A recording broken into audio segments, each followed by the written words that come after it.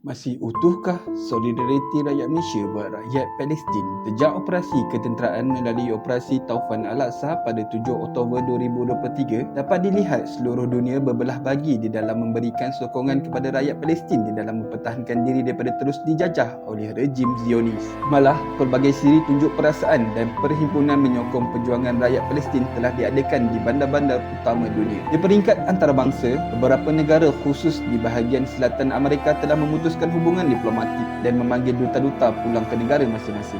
Negara-negara Islam juga dilihat tidak bertegas dalam perkara ini. Pertubuhan Negara-Negara Islam OIC tidak memberi tindakan yang tegas dalam mengetahui negara-negara Islam berkaitan kekejaman Zionis Israel yang merupakan isu utama sejagat. Majlis Keselamatan Bangsa-Bangsa Bersatu UNSC seperti biasa dilihat gagal dalam menghentikan pembunuhan rakyat Palestin yang terdiri daripada wanita dan kanak-kanak yang merupakan jumlah korban tertinggi di dalam konflik ini yang telah berlarutan lebih 70 tahun. Pelbagai resolusi yang telah dibincangkan, diundi dan diputuskan hanya bersifat retorik semata-mata yang tidak membawa perubahan di dalam konflik ini. Ini jelas menunjukkan kuasa veto di dalam UNSC dan sekutu-sekutu Israel berjaya melobi untuk kepentingan Zionis Israel di dalam meneruskan serangan pengeboman yang telah dianggap sebagai jenayah perang dan kemanusiaan. Di dalam landscape solidariti Malaysia, dapat dilihat secara jelas pendirian Malaysia sejak dahulu untuk tidak mengiktiraf negara haram Israel.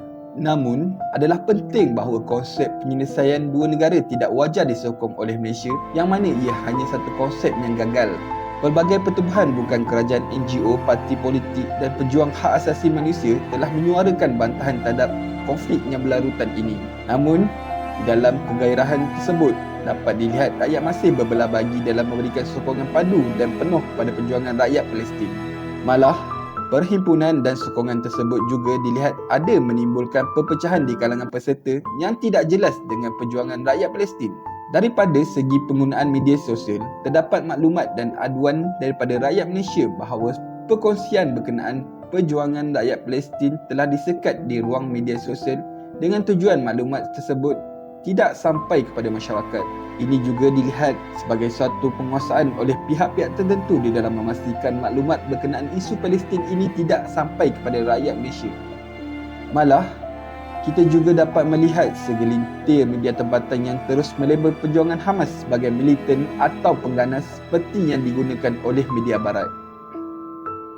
Selain itu, terdapat laporan bahawa rakyat Malaysia juga tidak jelas dengan perjuangan asas rakyat Palestin yang telah ditindas sejak lebih 70 tahun dan buta berkenaan sejarah pembunuhan dan pengusiran terbesar di dalam sejarah dunia. Laporan-laporan yang bercanggah dengan pendirian Malaysia jelas akan memberikan kekeliruan kepada rakyat Malaysia di dalam memahami naratif perjuangan rakyat Palestin. Kesimpulannya, rakyat Malaysia tidak wajar berkompromi di dalam memberikan sebarang sokongan kepada Zionis Israel sama ada melalui ekonomi, moral dan tindakan. Ahli-ahli parlimen juga perlu memberi sokongan yang penuh kepada pendirian Malaysia yang telah dizahirkan secara jelas oleh Yang Amat Berhormat Perdana Menteri Malaysia dan tidak menyokong sebarang agenda Zionis Israel di dalam terus melakukan jenayah kemanusiaan terhadap penduduk Palestin.